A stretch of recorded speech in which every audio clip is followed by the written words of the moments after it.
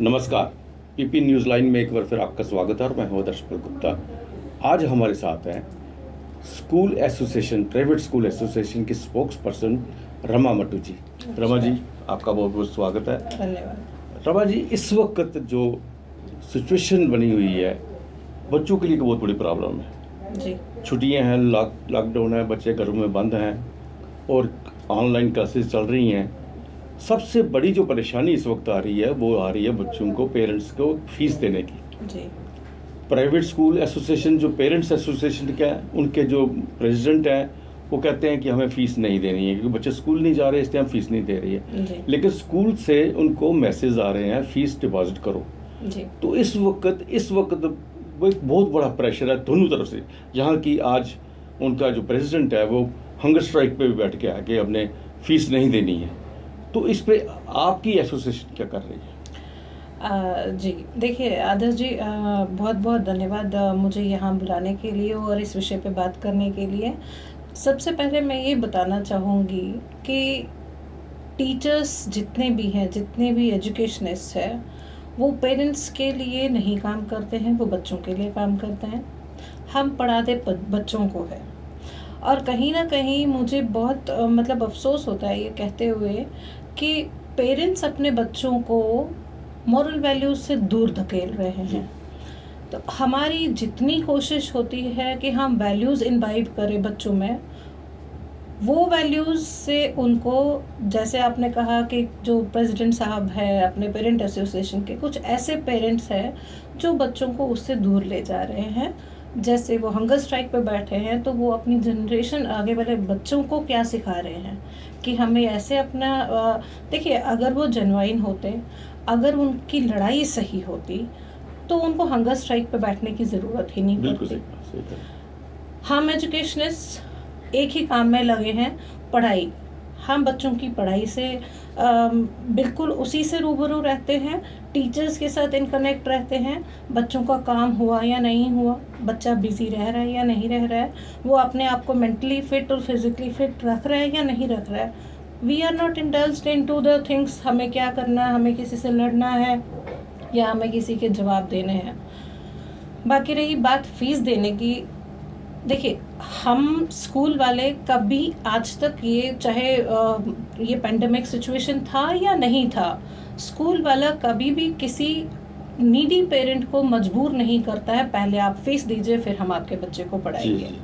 वैसा ही अभी भी हो रहा है। जो भी कोई नीडी पर्सन है, जैसे प्रिंसिपल सेक्रेटरी साहब ने बिल्कुल क्लियर कट शब्दों में बताया है, अगर कोई नीडी है, अगर कोई आप देखते हैं कि ये फ़ी नहीं डिपॉजिट कर सकते, क्योंकि बहुत सारे पेरेंट्स हैं, there are so many vendors है, वेजिटेबल वेंडर्स है, फ्रूट वेंडर्स है, जो डेली लेबर का काम करते थे वो है, उनको दिक्कत आएगी फ़ीस जमा करने में। तो उनके बारे में आप स्कूल मैनेजमेंट सोचिए कि वो क्या कर सकते हैं। उनको हमने कभी भी नहीं बोला कि आप इमिडिएटली पहले 3 महीने की फ़ीस दीजिए, आप एनुअल चार्जेस दीजिए। अपनी जो डायरेक्टर एजुकेशन है अनुराधा जी, उन्होंने स्पष्ट एक गाइडलाइन भेजी है जिसमें उन्होंने बिल्कुल एक पॉइंट लिखा है कि फ़ीस कैसे देनी है आपने। यहाँ तक कि एनुअल चार्जेस में भी कमी करी है। जो हम पहले एनुअल चार्जेस साल के शुरुआत में लेते थे, अभी उन्होंने कहा है कि जब स्कूल खुलेंगे उसके बाद जितने वर्किंग मंथ्स होंगे उसके अकॉर्डिंग एनुअल फ़ी को डिवाइड करके तब पेरेंट्स देंगे। वो भी वन को में नहीं देंगे, इंस्टॉलमेंट्स में देंगे। So when education department, when all the edu leaders, when all the school managements are thinking in the benefit of parents and child, तो मुझे ये समझ नहीं आता है पेरेंट एसोसिएशन को क्या ज़रूरत है और किससे उनकी लड़ाई है। तो मुझे इसमें दो बातें जो खुल के सामने आ रही है, उनमें से सब एक तरह से बात है कि वो कह रहे हैं कि हम फीस, ट्यूशन फीस देने के लिए तैयार है। वो ट्यूशन फीस को वो जिस तरह से उसको सेपरेट कर रहे हैं, उसको डिवाइड कर रहे हैं, उसमें क्या कुछ है, उसमें टीचर्स की तनख्वाह है, उसमें ट्रांसपोर्ट है, उसमें इलेक्ट्रिसिटी है और सब कुछ है। कहते वो देने को हम तैयार नहीं हैं, हम सिर्फ जो है ट्यूशन फीस देने को तैयार हैं। तो क्या इसके ऊपर आपने क्या किया? देखिए आदर्श जी, कुछ दिन पहले मैंने एक आर्टिकल लिखा था जी। उसमें मैंने बिल्कुल स्पष्ट लिखने की कोशिश की थी कि ट्यूशन फ़ी को पेरेंट क्या समझता है और ट्यूशन फ़ी है क्या बेसिकली। देखिए, पढ़ाई का कोई मूल्य नहीं है, आप पढ़ाई की कोई वैल्यू नहीं लगा सकते हैं।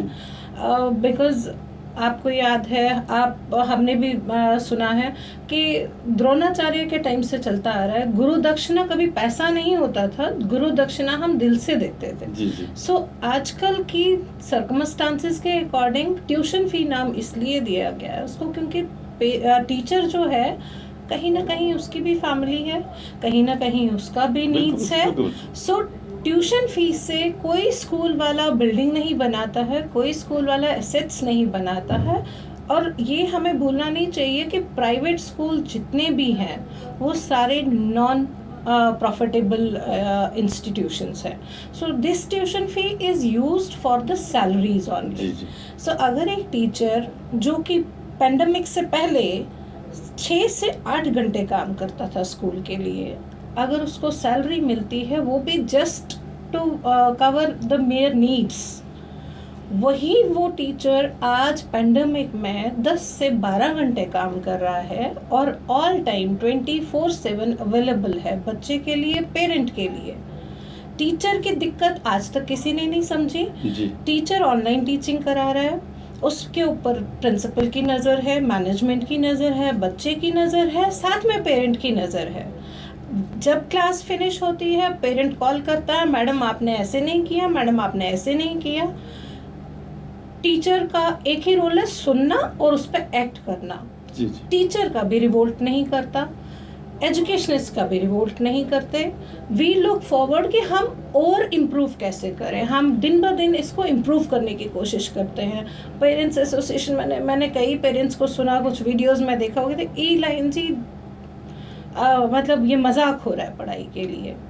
मेरा उनसे एक ही सवाल है, अगर पिछले 95 दिन में ऑनलाइन एजुकेशन या ई एजुकेशन नहीं हो रही होती तो क्या वो अपने बच्चों को घर में संभाल पाते? जी जी बिल्कुल सही। एक चीज़ हो रहा है इसमें सबसे बड़ी बात है, एक तो उन्होंने फीस की बात कही जी। दूसरा मुझे लगता है कि कोई कम्युनिकेशन गैप ऐसा है जिसे कुछ जानबूझ के जा तो बढ़ाया जा रहा है। जो पेरेंट्स एसोसिएशन है, जो प्राइवेट स्कूल पेरेंट्स हैं, उनका एक ही है प्रेसिडेंट जी। और आपकी शायद 2 या 3 एसोसिएशन डिफरेंट एसोसिएशन। क्या इस दौरान पेरेंट्स एसोसिएशन के प्रेसिडेंट ने किसी भी स्कूल एसोसिएशन के साथ बैठ के बातचीत की, उसका कोई रिजल्ट निकला? बिल्कुल नहीं। He never approached any of the association members, चाहे हमारी 3 एसोसिएशन है जम्मू में या ऑल ओवर JNK के हमारी 3 से ज़्यादा है। उन्होंने आज तक कभी से पहली बात, पेरेंट एसोसिएशन का प्रेसिडेंट है कौन? जी बिल्कुल, ये बहुत बड़ी बात है। पेरेंट एसोसिएशन का प्रेसिडेंट एक ऐसा इंसान है जिसका हम एजुकेशनिस्ट में से कोई भी नाम लेना पसंद नहीं करता, बट क्योंकि वो हमारे पेरेंट्स को गुमराह कर रहा है तो इसलिए मैं आपके माध्यम से पेरेंट्स को ये बोलना चाहूँगी कि पेरेंट एसोसिएशन का प्रेसिडेंट है कौन जी। उनके अपने बच्चे कौन से स्कूल में पढ़ते हैं? बिल्कुल, उनके अपने बच्चे एक सेंट्रल गवर्नमेंट स्कूल में पढ़ते हैं, KV में पढ़ते हैं जी। पहली बात तो वो प्रेसिडेंट बनने की अथॉरिटी ही नहीं रखते हैं, तो जहां लीडर ही गलत हो वो अपने बाकी सो कॉल्ड एसोसिएशन से एसोसिएटेड पेरेंट्स को क्या सही गाइड करेंगे? ठीक है। दूसरी बात, जहां उनके बच्चे पढ़ते हैं उन टीचर्स की सैलरी सेंट्रल गवर्नमेंट पे करती है विदाउट एनी डिले। ठीक है। और हमारे जितने प्राइवेट स्कूल हैं, hats off to all the teachers, चाहे उनको सैलरी मिली है या नहीं मिली है, they are working day and night जी।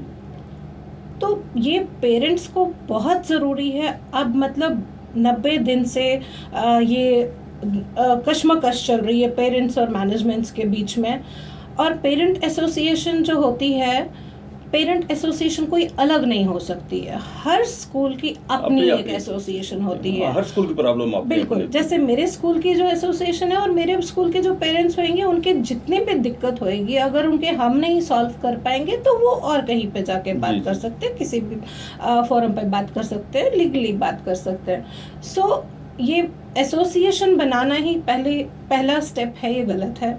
दूसरा ये है कि उन्होंने मैंने किसी वीडियो में देखा था जहां उन्होंने लीगलिटी की बात की थी। So legally he is not authorized to be the president of the association. बिल्कुल बिल्कुल, आप बिल्कुल सही कह रहे हैं। हमने प्रोग्राम किया था तो उनसे पूछा भी है क्या सिर्फ नारेबाजी या भाषणबाजी से नहीं कुछ होगा कि नहीं, हम लीगली कर रहे हैं। तो उन्होंने कश्मीर का हवाला दिया कि हमारी कश्मीर एसोसिएशन है, उसको उन्होंने केस दायर किया और कुछ दिन पहले ही वो ऑलरेडी डिसमिस हो चुका है। सी आप देखिए, किसी भी स्टेट में लीजिए, सबसे पहले हम दिल्ली हाई कोर्ट की बात करेंगे। उन्होंने आज से 2 महीना या 1.5 महीना पहले ही बताया ई एजुकेशन जो है, जो बोलते हैं ये मजाक है या ये बद्दा मजाक है पढ़ाई के साथ, ऐसा नहीं है। अगर ऐसा होता, कानून कोई भी रॉन्ग वर्डिक्ट नहीं देता है। They varied that day, they said if e-education is happening, parents have to pay the fee. देखिए, स्कूल वालों ने कभी ये बोला कि हमारे टीचर्स की सैलरी, हमने कोई सैलरी नहीं बढ़ाई है, but their telephone expenses are more than earlier, their net charges are more than earlier, but we never demanded parents to pay those bills. फिर ये किस तरह कह रहा है कि वो अदर्स बिल, ट्यूशन फीस देने को हम तैयार हैं, लेकिन बाकी पहले आप उनसे ये पूछिए कि वो ट्यूशन फी बोलते किसको है। उन्होंने कहा ट्यूशन फीस में टीचर्स की सैलरी है, एम्प्लॉइज की सैलरीज है, उसके अलावा प्रॉफिट है ओनर्स का, सब चीज़ें वो उसमें गिन के दिखा रहे हैं। देखिए आदर्श जी, मैं पहले तो ऐसे इंसान का तत्व ही डिस्कस नहीं करना चाहूँगी जिसका कोई बेस ही नहीं है। एक नंबर 2, ट्यूशन फ़ी के लिए मैं उनको रिक्वेस्ट करूंगी कि वो जो मैंने आर्टिकल लिखा है, या अभी कल हमारे JNK के प्रेसिडेंट है वार साहब, उन्होंने एक मतलब डिस्कशन किया है गवर्नमेंट के साथ। उन्होंने भी यही डिसाइड किया है कि हम लोग ट्यूशन फ़ी में वी कैन कंसिडर कि हम माफ़ कर सकते हैं कुछ परसेंटेज तक, बट वो उनके लिए जो बहुत ही डिजर्विंग होंगे। ठीक है। प्लस जो ये कह रहे हैं कि ट्यूशन फ़ी में से प्रॉफिट होता है, ट्यूशन फ़ी में से बेनिफिट होता है, ऐसा कुछ नहीं होता है। All the school managements are open, आप किसी से भी बात कर सकते हैं, किसी भी मैनेजमेंट को ले लीजिए आप, चाहे वो प्राइवेट स्कूल CBSE का है या चाहे वो प्राइवेट स्कूल स्टेट बोर्ड का है। सो कोई भी स्कूल प्रॉफिट ट्यूशन फी से नहीं निकालता है।